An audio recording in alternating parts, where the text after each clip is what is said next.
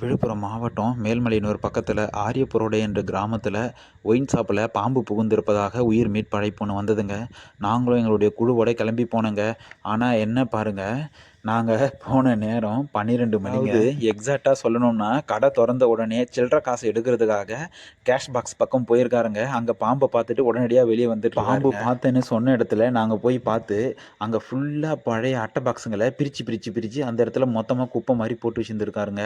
அந்த குப்பையெல்லாம் கொஞ்சம் கொஞ்சமாக தள்ளி பாம்பு இருக்கான்னு நாங்கள் பார்க்க ஆரம்பிச்சோம். இதில் என்னென்னா 12 மணிக்கு கடை திறப்பாங்கன்னு மது பிரியர்கள்லாம் முன்னாடியே அங்கே கூட்டம் கூடி இருந்து வெயிட் பண்ணியிருக்காங்க. அட்டையை தள்ள ஒரு வழியாக பாம்பு இருக்கிற இடம் தெரிஞ்சிருச்சுங்க.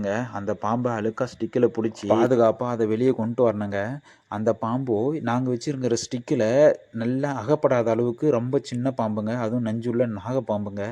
அதை எடுத்துகிட்டு வரும்பொழுது சப்போஸ் அங்கே ஏதாவது உள்ளே மிஸ் ஆயிடுச்சுன்னா அங்கே அடுக்கி இருக்கிற ஒயின் ஷாப் பாட்டிலுக்குள்ளே எங்கே போய் புகுந்ததுனே தெரியாதுங்க.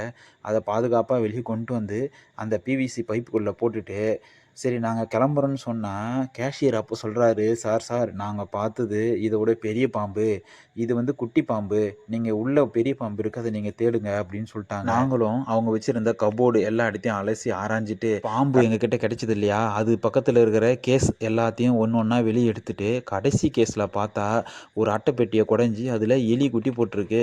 சரி அதுலையாவது பாம்பு இருக்குன்னு சர்ச் பண்ணால் அதுலேயும் இல்லை. கடைசி வரைக்கும் ஒவ்வொரு கேஸாக எல்லாத்தையும் வெளியே எடுத்துட்டு எல்லாத்தையும் ஆராய்ஞ்சு பார்த்தா அங்கே இன்னொரு நல்ல பாம்பு இல்லவே இல்லை. இதுக்கு மேலே பாம்பு இல்லை, நீங்கள் தைரியமாக வேலையை பார்க்கலான்னு சொல்லிட்டு வெளியே வந்ததுக்கப்புறம் தாங்க மது பிரியர்களுக்கு மன நிம்மதி ஏற்பட்டுச்சு. நன்றி, வணக்கம்.